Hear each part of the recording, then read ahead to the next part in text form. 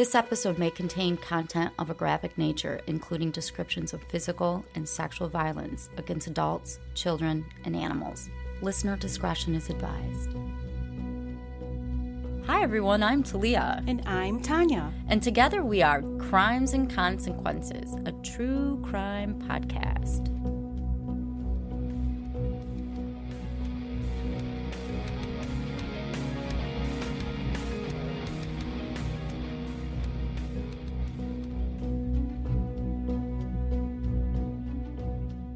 Welcome back, everyone, to this week's episode of Crimes and Consequences. I am Tanya, and my lovely co-host, Talia. Hello. We're a couple of lawyers who like to talk about true crime. And food. Yes. So that's our top two topics, usually, of conversation. Not law. Never law, no. And so we, started this podcast, and here we are. Yeah, here we are.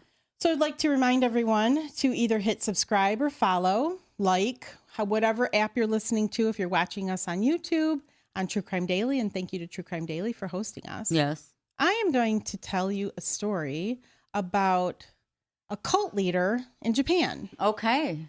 So we don't have a lot of Japanese stories. No, we don't. We have a few, but not very many. So Shoko Asahara, he was born with the name Kaizu Matsumoto. Wow, I'm impressed. Thank you. On March 2nd, 1955, in Yatsushiro, Japan. Wow.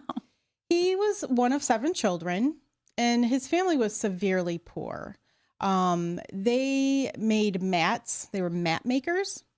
And he was born with infantile glaucoma, which caused him to be partially blind. Okay. So due to this disability, he needed to attend a special school, and he attended a school for the blind. Was he fully blind? No, you said partially. No, partially, yeah. And he was kind of popular sometimes with his classmates because he did have partial sight.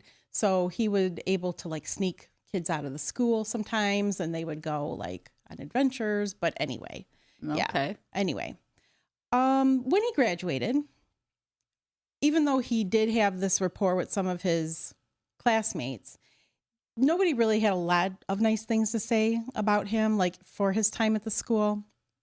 They said that he was kind of a bully at times, and they remembered him, his classmates and even teachers remembered him as kind of someone who tried to manipulate other students. He would try to get their money, manipulate them out of their money and stuff like that.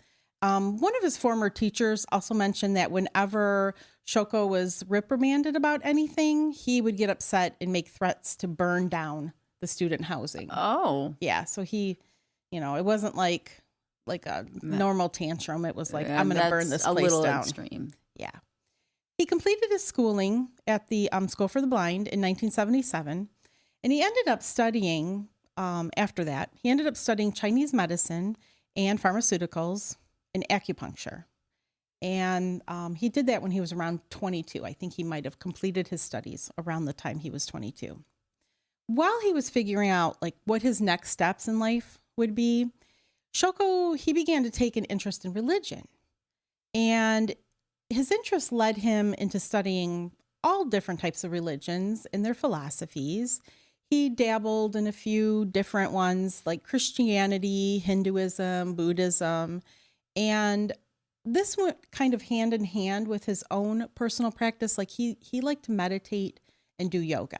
Oh. So I think the peaceful, meditations maybe of Buddhism or Hinduism or something probably, helped that.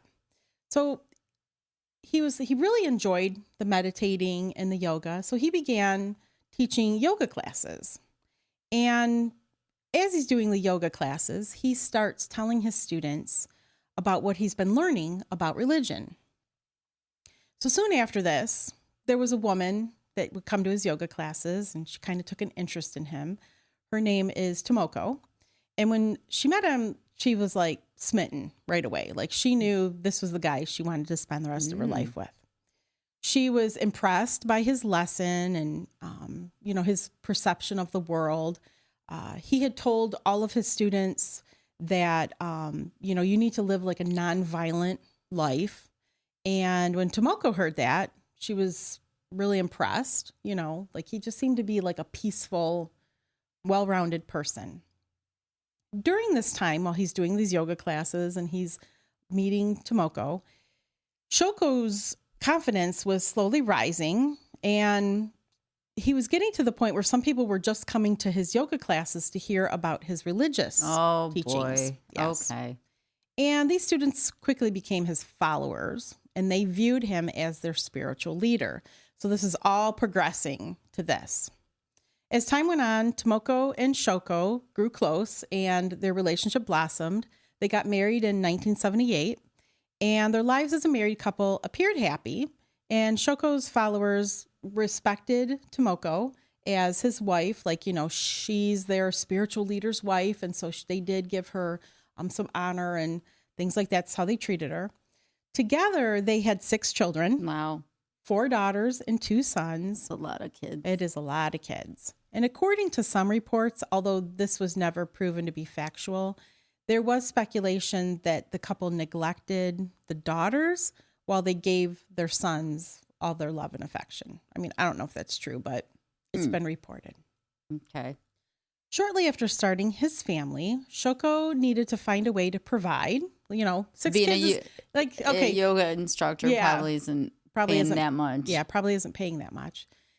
So he eventually opened up his own pharmacy, which specialized in Chinese medicines.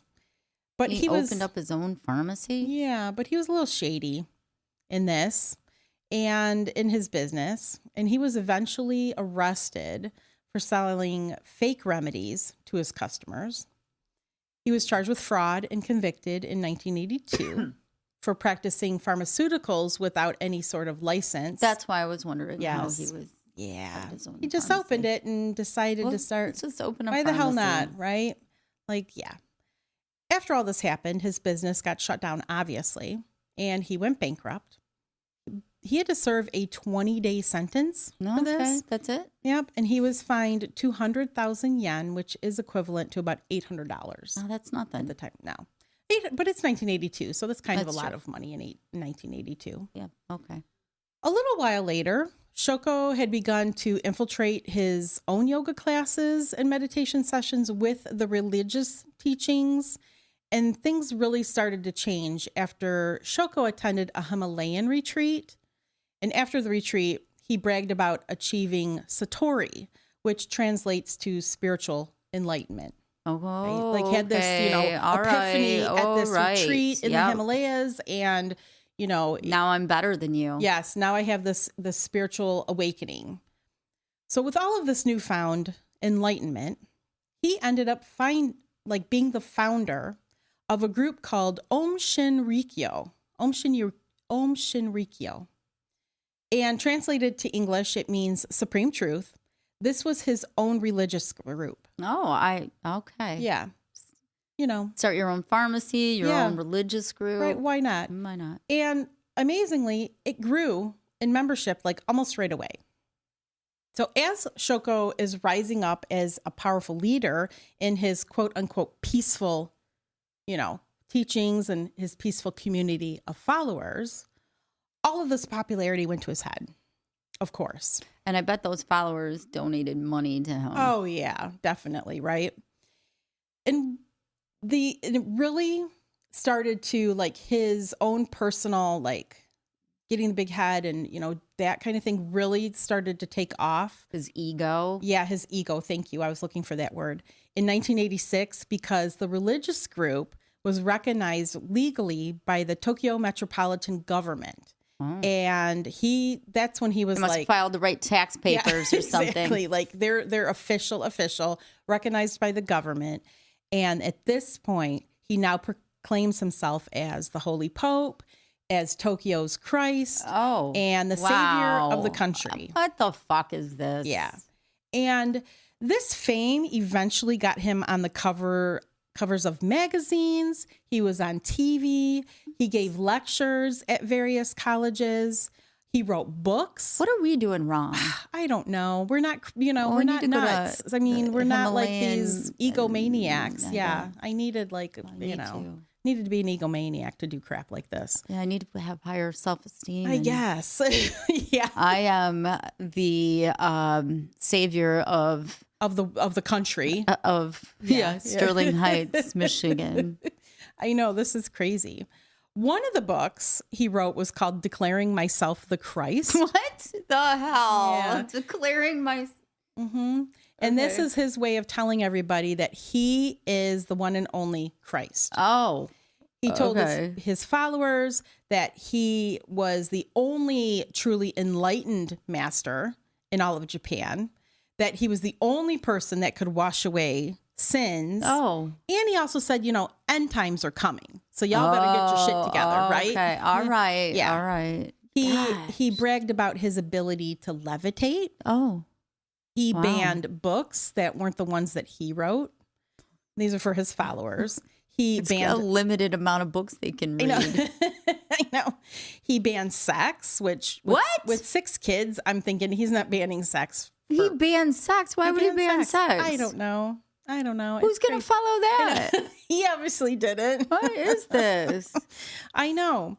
He just started to get really bold with his predictions and his teachings. And controlling. Yes. And he was just, his popularity is just continuing to grow. Don't understand. No. I don't. Okay. Now, this religious group starts to get a little culty, okay? Not that, every religious group is cult, but it started to get culty because they became more and more exclusive and limiting their contact with the outside world. A lot of the followers broke ties with their own family. That didn't agree with them. Right? To please Shoko. And, that was the only way they could fully commit themselves to this group, some of them. His life then started to become a life of secrecy, and the group was very secretive. Some members they're up to no good. Yes, exactly. Some members were being subjected to intense shock therapy. Like, they started doing weird shit, to the members. Some were given hallucinogenic drugs. The members were also forced to completely worship Shoko and only him. One member was caught carrying around a picture of an Indian saint. And when it was found out, Shoko went absolutely crazy. So people that had made comments even about leaving the group were held against their will. They were held prisoner. Yeah. I get this. It's a cult. Yes. And they were forced to give Shoko huge amounts of money. All their money, I bet. Right. Many people who'd made their wishes known that they wanted to leave the group eventually were killed after their announcements were made public. Yeah. And I don't know. The story I'm telling you is not about those people, unfortunately, because I don't know any details about them. But there was one man who was brought into the group by his daughters. And after only a few weeks, he somehow managed to escape after being forced to purge his system. And the way that the group members purged their system was that they forced themselves or each other to drink just gallons of hot water every day to the point where they would throw up. Like, that's how you purge your system. I don't know. Well, I'm not going to try that. No, I'm not going to try that either. Soon enough, rumors now are beginning to come to the surface about this group and the violence that was going on within the organization. And they're supposed to be peaceful, remember? Right. Shoko was publicly being referred to as a cult leader, now in the media, rather than a religious leader. One man who was an anti-cult attorney started to give Shoko anti-cult attorney? What do you specialize in? I do family law. What about you? I'm an anti-cult attorney. I want to be an anti-cult attorney. We should change our firm. We're going to add it to our business cards, right? Yeah. Anti-cult. I don't know. Family law, criminal, and anti-cult. Yes.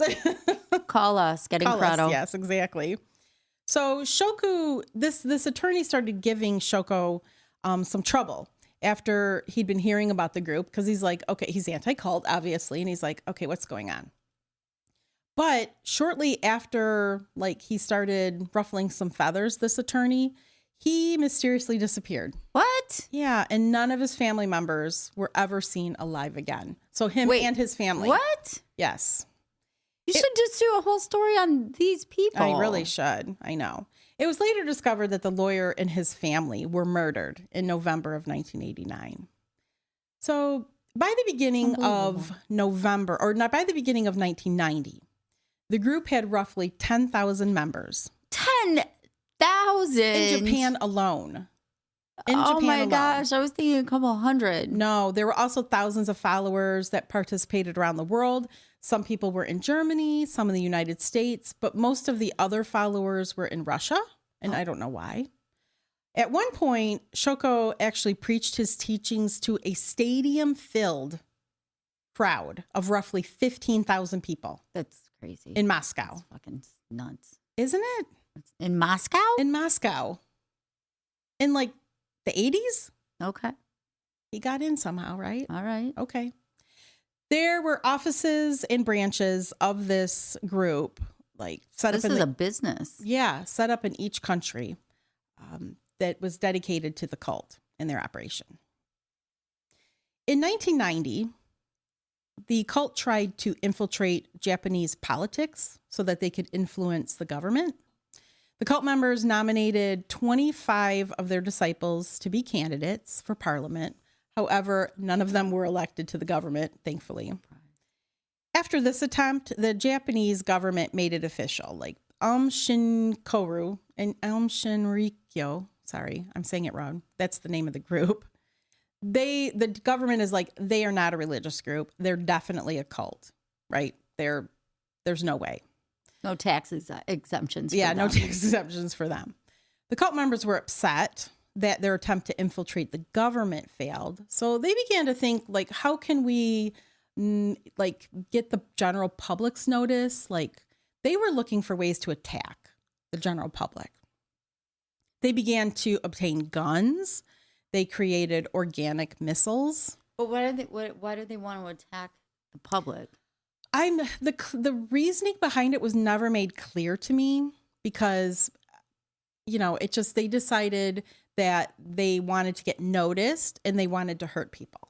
And I don't know where the philosophy. Some revolution. Yeah, that's what I'm thinking. Revolutionary thing. Yeah, and the thinking behind it is you cause like some kind of, public terrorist attack or something that then it's going to cause the country to go into war maybe and, cause all this devastation and things like that. And then maybe people will join your side because they're against the government. Exactly. Like that's what I'm thinking. I don't know. That's what I'm thinking their reasoning was. But. Right. They they ended up getting their hands on massive quantities of the nerve gas called sarin. And at one point, this cult had billions of dollars stashed away. What? Yeah. Somehow they were generating money. Okay. Yeah. Billions. We are doing something wrong. Well, we're not crazy cult leaders. We are forming our own religion called Crimes and Consequences. Yes. Please donate. In July of 1993, a liquid version of anthrax was released from atop the roof of an 8-story high building owned by the cult, and this happened in Tokyo. So this happened like this was released in July, like early July. So a few days earlier, on June 29th, residents of Eastern Tokyo began smelling an odor, and they reported this foul smell to local environment health center. The following day, June 30th, 41 members of the community had made reports of the smell, and those who had been exposed told the officials that they experienced vomiting, a complete loss of appetite, and nausea. I didn't even know there was liquid anthrax. Me either. The more you know, right? The That's things why you learn when you do this. Crimes and Consequences. Learn. Authorities wanted to go inside the building to check things out, but nobody in the cult owned this entire building, and they were like, no, you're not allowed to come in here. They wouldn't consent to a search. And I'm not sure why they didn't get a search warrant, but the authorities then started to look like around the building's exterior. They collected air samples, and now they're watching the building. The next morning on July 1st, the neighboring buildings heard really loud noises that then there was a mist that was released, like coming from the roof of the building. The mist was seen coming out of one of two cooling towers that were on the roof. And as the day went on, about 118 complaints were filed about these odors to that Environment Health Office. Shoko and the cult ended up vacating the building on July 2nd and taking everything with them.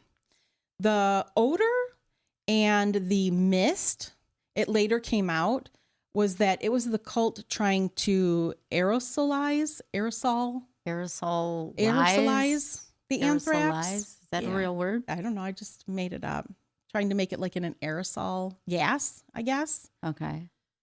They were trying to do that to the anthrax so that they could create like an entire outbreak in the neighborhood. Isn't anybody in the cult getting hurt by this? Apparently not. They must have had their windows shut, Leah. I don't know. But I'm thinking they didn't go outside or anthrax and all of that. Like, I know, and they're handling it. I don't know. Shoko believed, like, okay, so this is the philosophy. He believed that if there was an epidemic, then a world war would commence, and he would then be the ruler of the world. So that was the reasoning. Like I said, he's a megalomaniac. Yes. And if this mist had been ingested, the anthrax spores affect the throat, stomach, intestines, and esophagus. And the person that ingested it would most likely die if it went untreated. Thankfully, though, nobody was seriously hurt. Nobody died from that mist that was released. They just got sick. Yeah, they just got sick. So Shoko was, the idea behind it, like I said, the World War and stuff like that. Shoko used to preach about, end times was coming. And this was a way to hasten end times, obviously. Like have this massive, I don't know why you would have a massive world war. Maybe. But it was nonviolent. I know. That is the riddle. And, the followers were told, if this happens, we have this epidemic, whatever, and we have this war, that the followers would be the only ones left on Earth. Mm. And so that's one of the reasons why they went along with it, besides being completely brainwashed. After this 1993 attack failed, the cult struck a second time in 1994. This group was fearless as they tested sarin gas on different things to make sure it would harm and kill people. How did they get sarin gas? I know.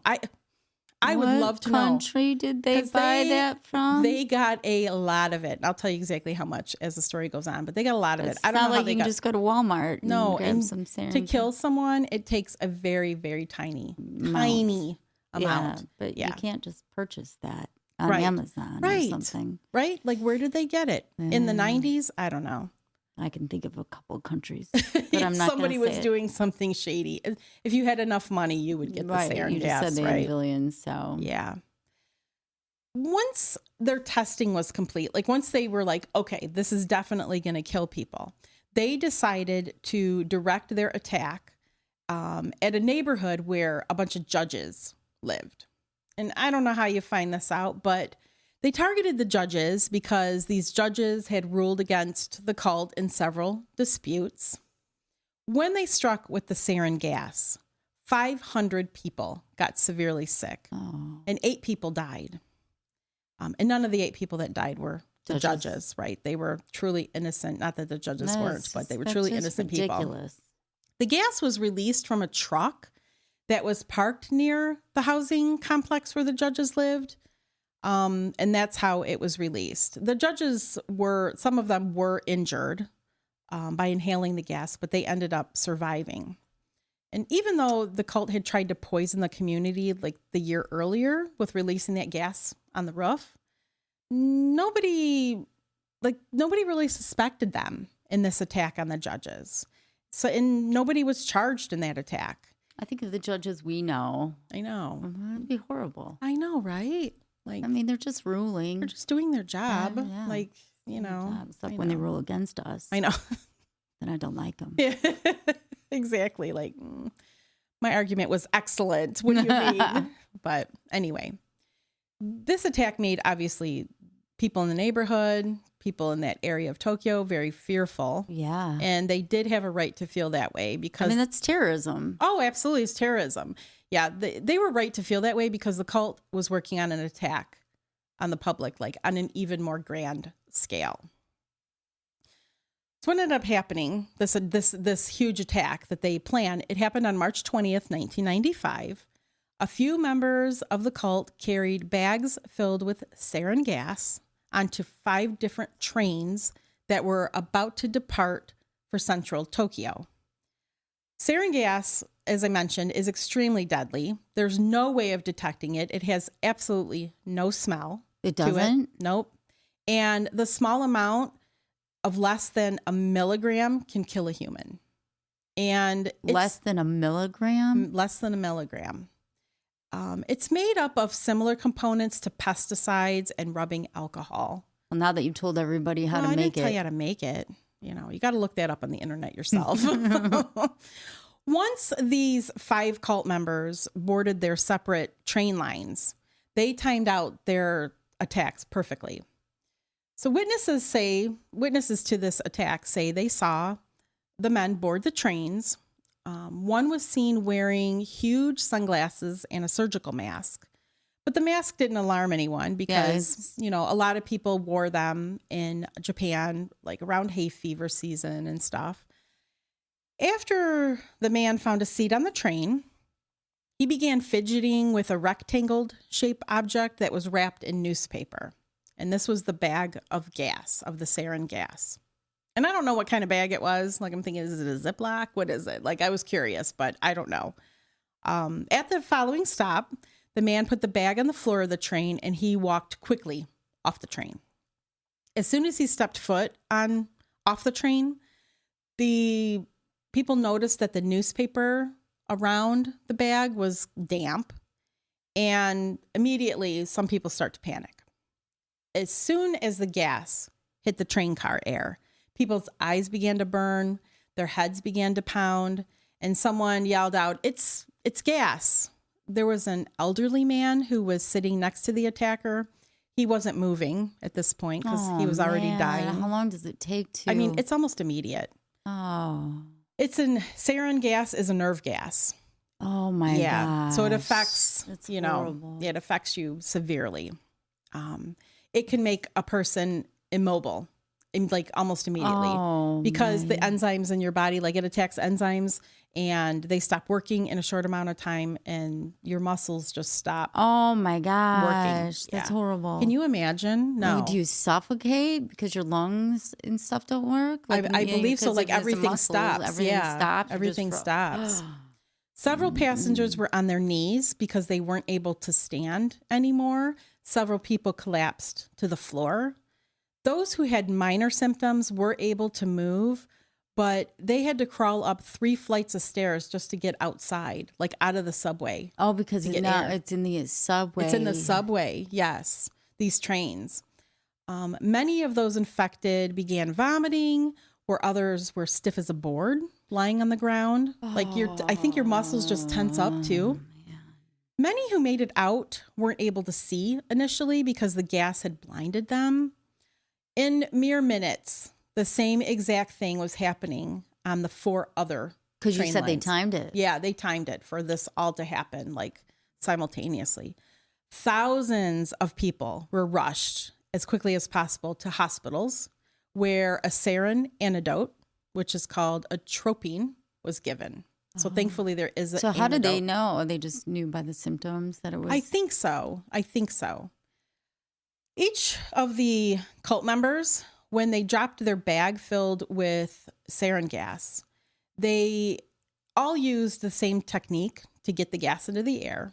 And every cult member had an umbrella with them. This is how they did it. And on the tips of the umbrella was sort of like a sharp point or like a knife. So when the bag was dropped, the member punctured them with the tip of the umbrella. And after they punctured them, they then quickly got the hell out. Yeah, got off the train. So they timed it like with the next stop or what have you. And they got into getaway vehicles that were left at the scene undetected. I never heard this story before. I know. I kind of remember it happening, but not really. As the sarin gas was getting into the air, that's when the passengers became infected. And the trains were going along their route. And at each stop, infected passengers would get off. And then more people would get on. Because they don't know. They don't know. Oh, my gosh. That's how it ended up being so widespread. And even those that were trying to help the people that were sick and infected, they came into contact with it, like being on their shoes and clothes. 2 victims in particular were employees at the subway who found the bags of gas and tried to dispose of them, and both of them died hours later. Yeah. The attack that went down that morning killed a total of 13 people. That's it? Yeah, I'm surprised it wasn't more, but it injured 5,500 people who had come into contact with the sarin gas that day.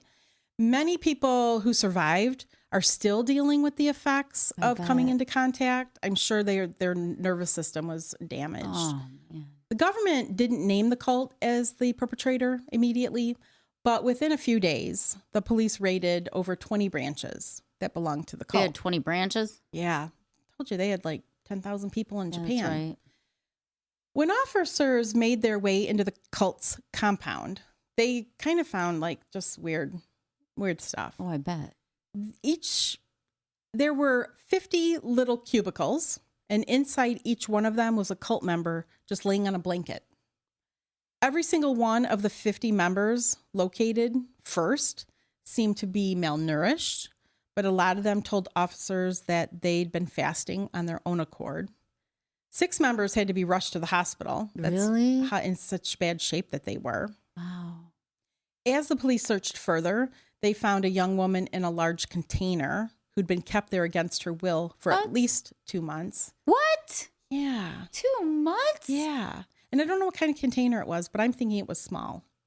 I don't know. Yeah, 2 months against her will.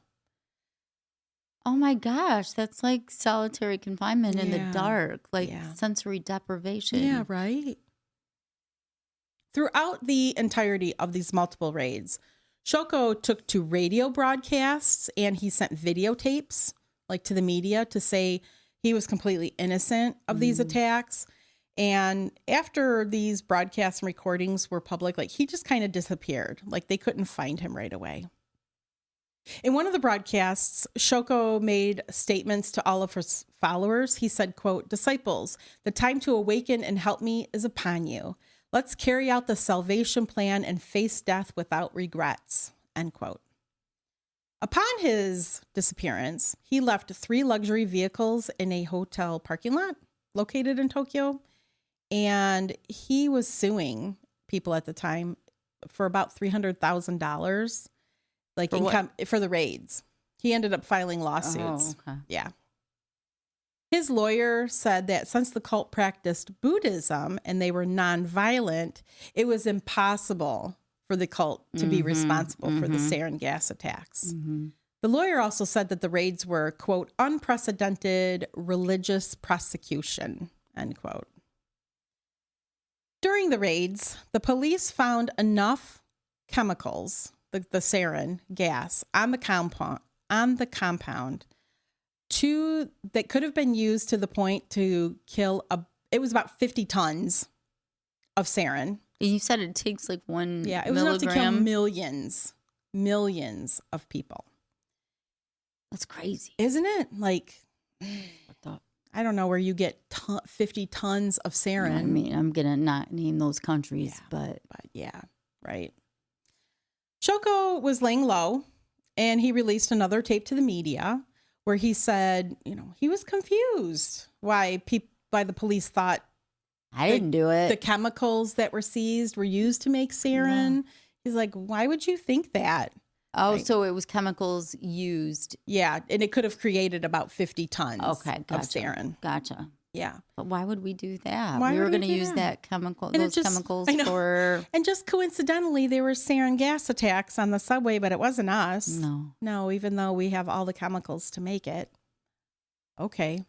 Bullshit. He went on a rant that he and his followers were victims in a poisonous attack courtesy of the United States. Poisonous attack. I like that part too. Courtesy of the U.S. Yeah. Let's blame the United States. Mm-hmm. Yeah, because the Because U.S. they care about the cult. I know, like anybody in the United States government gave a shit about what he was doing. But as all this is taking place, the surviving victims' health was improving, but more and more patients were coming in claiming they were attacked, or poisoned in the attack. The symptoms that the newer patients were experiencing weren't physical ailments, they were psychological. And the entire area was scared that there was another attack coming. When's the next one coming? Right. After the subway attack, there was a few more incidents that the cult orchestrated. One was an attack on the chief of police. He was shot for investigating the cult. More attacks happened that included poisonous gases, but they were much smaller than the attack on the subway. On May 16th, 1995, Shoko, along with 40 of his followers, were arrested for murder. They finally found him. 130 facilities belonging to the cult were raided by hundreds of officers. 130 facilities. Yeah. The officers were wearing tactical gear, looking for the suspects responsible for the attacks. This search was televised, and Shoko was found on his Mount Fuji property. He was hiding out with his wife and children. The Mount Fuji site took the police over 3 hours to search because there were secret passages and tunnels all over the place. That's kind of cool. I know. In its own way. Shoko was found sitting alone in one of the meditation chambers, and when he was placed under arrest, he didn't resist. This was the most public arrest that Japan had had up to this point in its history, and there were hundreds of reporters on site. He's like, I am peaceful. I am just meditating. Yes. I am partially blind, and I am a peaceful man, and that, yeah. After the arrests, the public was terrified of the cult and what the followers would do in retaliation because they haven't arrested everybody in the cult, right? 10,000 people. The police had actually waited to arrest Shoko because they had on their radar the most dangerous members of the cult. So they wanted to grab all of them before, top tier. Yeah, before they got Shoko, so that they couldn't retaliate. Smart. Out of the 41 people arrested, 25 of them, which included Shoko, were charged with murder. Over 150 members were arrested following the subway attacks. Most of them were only charged with minor offenses that were not related to the Serin attacks. And they did that just so they could arrest them and bring them in to question them. The cult was linked to over 24 deaths. And the police were criticized heavily in the country for not doing anything about the attack that killed 8 people in 1994. Oh, right. Yeah, right. Remember that one? And Shoko was eventually found guilty for orchestrating that attack in 1994. The frustrating trials of Shoko and his followers took 8 years to complete, and it started in 1996. Shoko refused to answer any questions, and he only made statements that were just stupid and confusing, right? But finally, on February 27th, 2004, Shoko was found guilty, and he was sentenced to death. To death. To death. To death. When the judge read off all of the guilty verdicts, because he's also being tried along with other cult members, it took over 4 hours to read all of the verdicts. Wow. For all of the crimes. I mean, that's a lot. That is a long time. That's a very long time. That's very, I know. Court can be boring. Yeah. Can you imagine? Oh. While the sentence was being read, Shoko smiled with his arms crossed. Because he's an asshole. Yeah. He snorted. He yawned. He scratched his head and he mumbled. He'd been instructed 2 different times to stand as the verdict was being read. And he wouldn't, so it took 5 guards to make him stand. Seriously, just fucking stand. I know, just do it. At the time of his sentence, Shoko was 48 years old. 22 years later, on July 6th, 2018, Shoko, along with 6 other cult members, were finally hanged. Wow. Japanese hangings are done in secret. I didn't know this. I didn't even know they hanged people. I know, I didn't either. And there are no warnings given to the prisoners who are being executed. What? Yeah. Like I guess you don't have like an execution date. They just come, surprise, it's your turn. Oh. Yeah. Which. That would give me great anxiety. Great anxiety. Yeah. And he had, what did I tell you? 22 years. Yeah. To think about, like, could today be the day? But one of the downsides, I guess, of having this surprise is not even families of the victims or even like the attorneys of, the people being executed are notified prior to the sentence being carried out. It's thought that Shoko, along with the other members, were made aware of their death date only a few hours prior to it actually happening. Family members of the victims wished that they were made aware of the execution so they could have possibly, heard maybe what their last words would have been before they were executed. Maybe they would have like given a reason. Talk to them, figure it out every day, every week, whatever. Right? I mean, he got 22 years. Yeah. Yeah, right. Like if he was going to say something, he had a long time to say it. To say it to them. But they want closure. I can understand why family members would want closure. Shoko's wife, Tomoko. Yeah. She was arrested in 1995 for conspiracy to commit murder. She was found guilty. She was able to appeal as soon as she could, stating she didn't even participate in these subway attacks. So why are you pinning this on me? But she was convicted and sentenced to 6 years in prison in 1999. Oh. She was released in 2002, so she only served a few years. Upon her release, she changed her name. I would too. It's Akari Matsumoto, and she moved back into the home she shared with 3 of her children. Tomoko tried to appeal to the court to get Shoko's ashes, like after he was executed, but that request was denied. Denied. Like, sorry. In 2017, and this is just a footnote to maybe the weird family dynamic of Tomoko and Shoko. In 2017, one of their daughters came forward and stated that at the age of 2, she was forced to live in a room with no windows. And when her brother was born, her life became a lot worse. She received little to no attention, and when she tried to stay with her mother, Tomoko turned her away. None of Shoko's children were allowed to call him dad. Since he was the leader of the cult, Shoko didn't think that the term dad gave him enough respect that he thought he deserved. Whenever the children were punished, their penalties were severe. I bet. He forced the children to eat omelets that had broken pieces of clay inside. And they were forced to stand outside in torrential downpours when they disobeyed anything like they were told to do.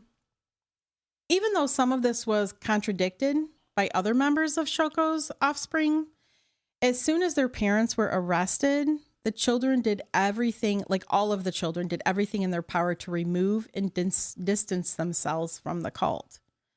2 of Shoko's children, though, remained in touch with him up until the day he died. And they tried even to get his death sentence revoked. Were they the boys? I'm not sure. I bet you. I would probably bet money on it. And unbelievably, the cult still remains active to this day. What? It has since been renamed to ALEPH. ALEPH. Okay. I'm thinking. Okay. ALEPH? ALEPH? I'm not pronouncing the PH. I'm pronouncing it like an F.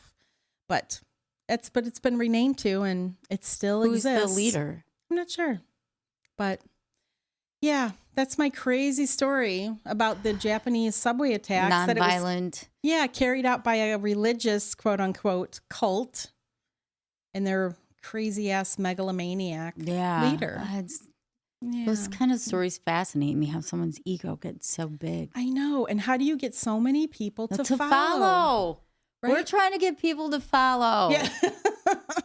Like, what is this? I know, and how do you convince people okay, yeah, we're going to make this sarin gas and we're just going to kill thousands of innocent people on the subway because the end times and are nobody near squealed either. No, it's crazy. You keep a secret like that. I don't know, right?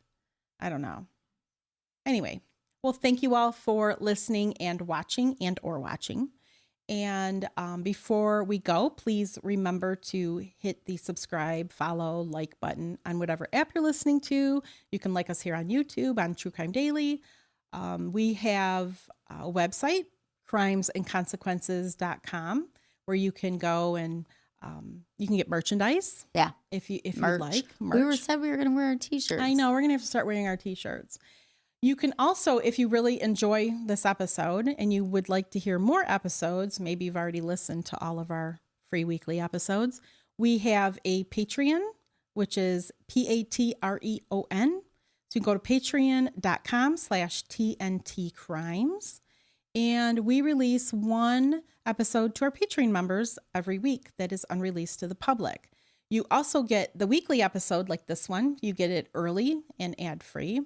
You can also subscribe on the Apple Podcast app if that's how you listen to us.